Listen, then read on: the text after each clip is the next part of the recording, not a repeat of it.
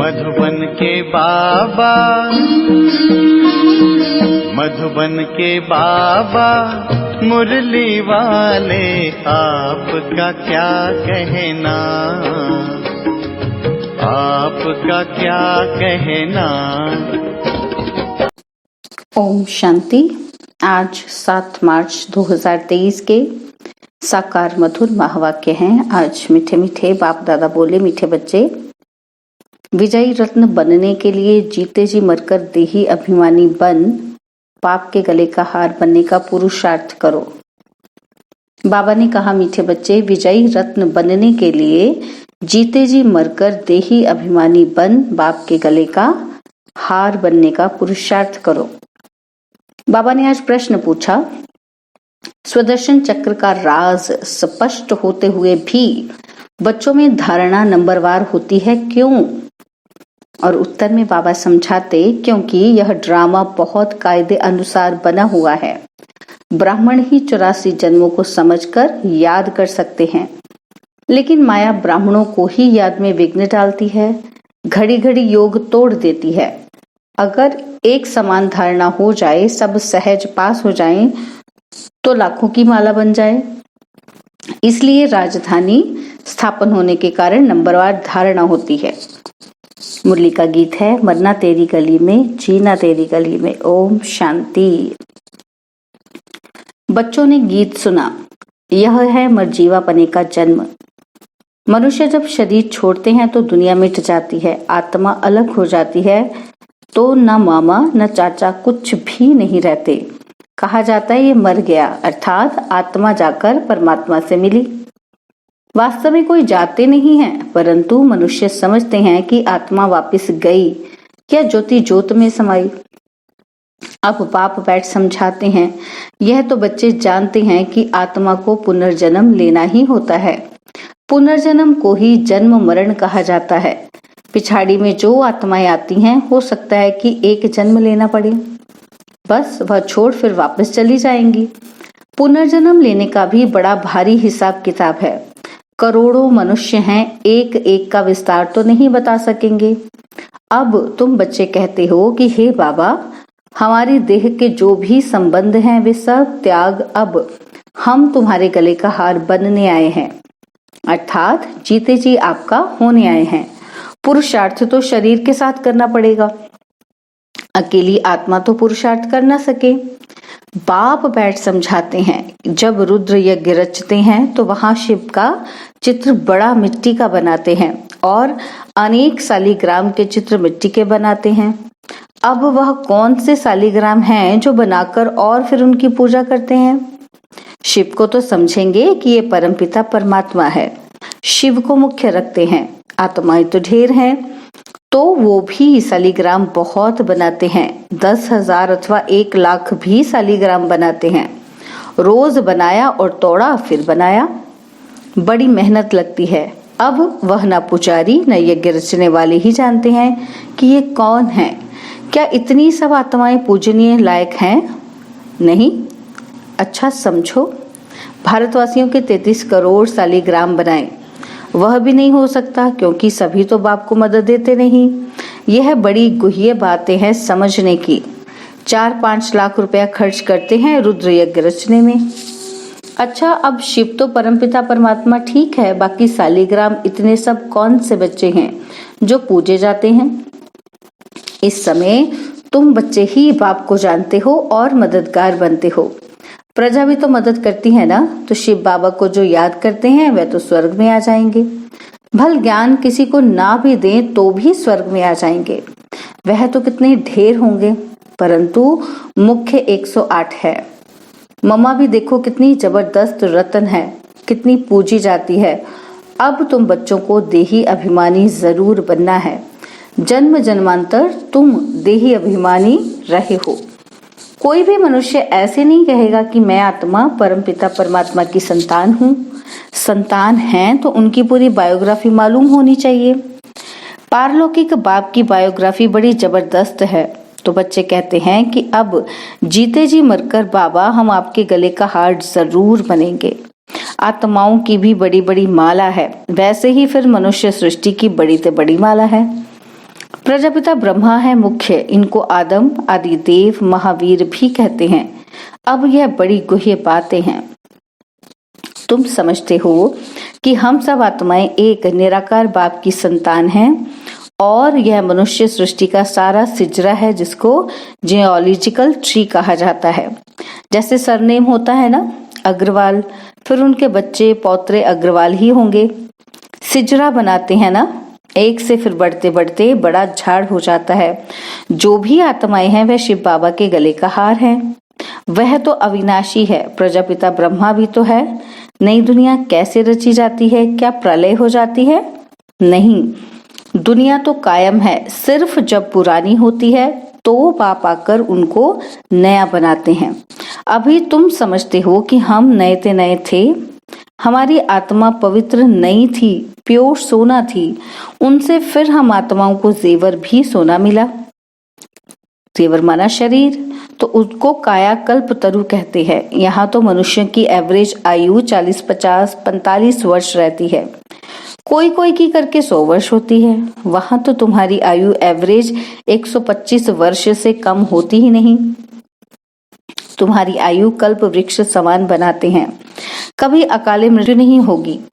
तुम आत्माएं शिव बाबा के बच्चे हो। ब्रह्मा द्वारा जरूर ब्राह्मण पैदा होंगे, उनसे फिर प्रजा रची जाती है। पहले पहले तुम ब्राह्मण बनते हो, ब्रह्मा मुख वंशावली। शिव बाबा तो एक है, फिर माता कहाँ? यह बड़ा गुह्य राज है। मैं इन द्वारा आकर तुम बच्चों को अडॉप्ट करता हूँ, तो तुम पुरानी दुनिया से जीते जी मरते हो। वह जो अडॉप्ट करते हैं वह धन देने के लिए करते हैं, और बाप अडॉप्ट करते हैं स्वर्ग का वर्षा देने के लिए, लायक बनाते हैं, साथ में ले जाएंगे। इसलिए इस पुरानी दुनिया से जीते जी मरना है। ग्रस्त व्यवहार में रहते पवित्र बन बाप का बनना है। हम वहां के रहने वाले हैं, फिर सत्यु में सुख का पाठ बजाया। यह बातें बाप समझाते हैं, शास्त्रों में तो है नहीं।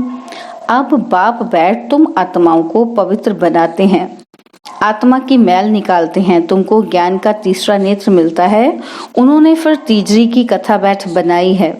वास्तव में बात यहाँ की है। तुमको ब्रह्मांड से लेकर सारे सृष्टि के आदि मध्य अंत का सारा समाचार मिल जाता है। बाप एक ही बार आकर समझाते हैं। सन्यासी तो पुनर्जन्म लेते रहते हैं। यह तो आया और बच्चों को पढ़ाया, बस। यह तो नई बात हो जाती है। शास्त्रों में ये बातें हैं नहीं। ये बहुत बड़े से बड़ा कॉलेज है। कायदा है कि 1 हफ्ता तो अच्छी रीति समझना पड़े, भट्टी में बैठना पड़े। गीता का पाठ अथवा भागवत का पाठ भी 1 हफ्ता रखते हैं ना, तो 7 रोज भट्टी में बैठना पड़े। विकारी तो सभी हैं। भले सन्यासी घर बार छोड़ निर्विकारी बनते हैं, फिर भी जन्म विकार से लेकर फिर निर्विकारी बनने के लिए सन्यास करते हैं। कई पुनर्जन्म को भी मानते हैं, क्योंकि मिसाल दिखाते हैं। देखते हैं कि कोई बहुत वेद शास्त्र पढ़ते पढ़ते शरीर छोड़ते हैं, तो उन संस्कारों अनुसार फिर जन्म लेते हैं, तो छोटेपन में ही शास्त्र अध्ययन हो जाते हैं। जन्म ले अपने को अपवित्र समझ फिर पवित्र बनने के लिए सन्यास करते हैं। तुम तो एक ही बार पवित्र बन देवता बनते हो, तुमको फिर सन्यास नहीं करना पड़ेगा, तो उनका सन्यास अधूरा हुआ ना। ये बातें खुद भी समझा नहीं सकते हैं। बाबा बैठ समझाते हैं। वह है उत्तम ते उत्तम बाप, जिनके तुम बच्चे बने हो। ये स्कूल भी है। रोजाना नई नई बातें निकलती हैं। कहते हैं आज गुह्य ते गुह्य सुनाता हूँ, नहीं सुनोगे तो धारणा कैसे होगी। अब बाप बैठ समझाते हैं, तुम मेरे बने हो तो शरीर का भान छोड़ो। मैं गाइड बन आया हूँ वापस ले जाने। तुम हो पांडव संप्रदाय, वह जिस्मानी पंडे हैं और तुम रूहानी पंडे हो। वह जिस्मानी यात्रा पर ले जाते हैं, तुम्हारी है रूहानी यात्रा। उन्होंने तो पांडवों को हथियार दे युद्ध के मैदान में दिखाया है। अभी तुम बच्चों में भी ताकत चाहिए। बहुत होते जाएंगे तो फिर ताकत भी बढ़ती जाएगी। तो बाप बैठ समझाते हैं कि मैंने तुमको गोद में लिया है इस ब्रह्मा द्वारा, इसलिए इनको माता पिता कहा जाता है। यह तो सब कहते हैं कि तुम माता पिता, हम बालक तेरे। अच्छा, उनको तो गॉड फादर कहा जाता है, गॉड मदर तो नहीं कहा जाता। तो मदर कैसे कहते? मनुष्य फिर जगदम्बा को मदर समझ लेते हैं, परंतु नहीं, उनके भी माता पिता हैं। उनकी माता भला कौन सी है? ये बड़ी गुह्य बातें हैं। गायन तो है, परंतु सिद्ध कर कौन समझाए? तुम जानते हो ये माता पिता है, पहले है माता। बरोबर तुमको इस ब्रह्मा माता के पास पहले आना पड़े। इनमें प्रवेश कर तुमको अडॉप्ट करता हूँ, इसलिए ये माता पिता ठहरे। ये बातें कोई शास्त्र में नहीं है, यह बाप बैठ समझाते हैं कि कैसे तुम मुख वंशावली बनते हो। मैं ब्रह्मा मुख से तुमको रचता हूँ। कोई राजा है, कहेंगे मुख से तुमको कहता हूँ कि तुम मेरे हैं। ये आत्मा कहती है, परंतु उनको फिर भी माता पिता नहीं कहेंगे। ये बड़ी वंडरफुल बात है।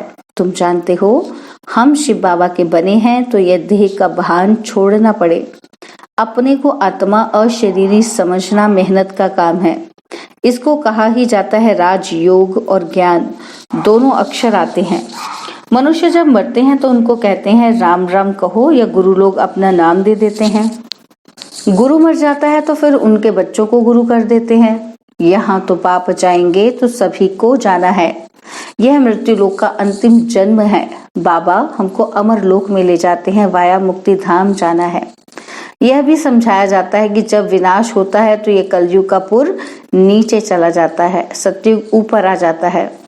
बाकी कोई समुद्र के नीचे नहीं चले जाते हैं। यहाँ तुम बच्चे सागर के पास आते हो रिफ्रेश होने। यहाँ तुम सम्मुख ज्ञान डांस देखते हो। दिखाते हैं गोप गोपियों ने कृष्ण को डांस कराई। यह बात इस समय की है। चात्रक बच्चों के सामने बाप की मुरली चलती रहती है। बच्चों को भी सीखना पड़े, फिर जो जितना सीखे। समझाना है बेहद के बाप से स्वर्ग का वर्षा लो। हे भगवान कहते हो, वह तो है रचयिता, जरूर स्वर्ग ही रचेंगे। यह एक ही बाप है जो स्वर्ग रचते हैं, वो फिर आधा कल्प चलता है। बाबा तुम्हें कितने राज समझाते हैं। बच्चों को मेहनत कर धारणा करनी है। स्वदर्शन चक्र का राज भी बाबा ने कितना साफ बताया है। 84 जन्मों के चक्र को ब्राह्मण ही याद कर सकते हैं। यह है बुद्धि का योग लगाकर चक्र को याद करना। परंतु माया घड़ी घड़ी योग तोड़ देती है, विघ्न डालती है। सहज हो तो फिर सब पास कर लें, लाखों की माला बन जाएं। यह तो ड्रामा ही कायदे अनुसार है। मुख्य है 8, उनमें फर्क नहीं पड़ सकता। तीर्था के अंत में जितने प्रिंस प्रिंसेस हैं सभी मिलकर जरूर यहाँ ही पढ़ते होंगे। प्रजा भी पढ़ती होगी। यहाँ ही किंगडम स्थापन होती है। बाप ही किंगडम स्थापन करते हैं और कोई प्रिसेप्टर किंगडम नहीं स्थापन करते। यही बड़ा वंडरफुल राज है। सतयुग में लक्ष्मी नारायण का राज्य कहाँ से आया? कलयुग में तो राजाई है ही नहीं।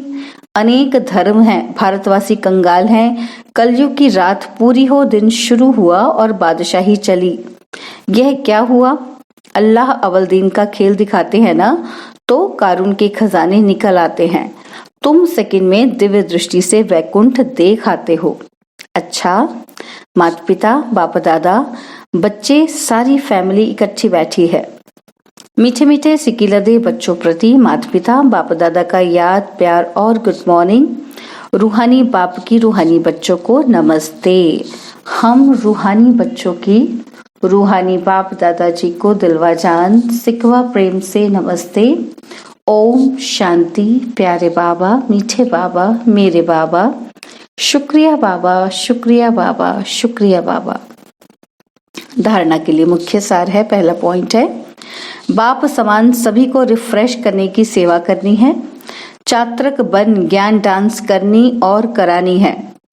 सेकंड पॉइंट है, इस शरीर का भान छोड़ पुरानी दुनिया से जीते जी मरना है।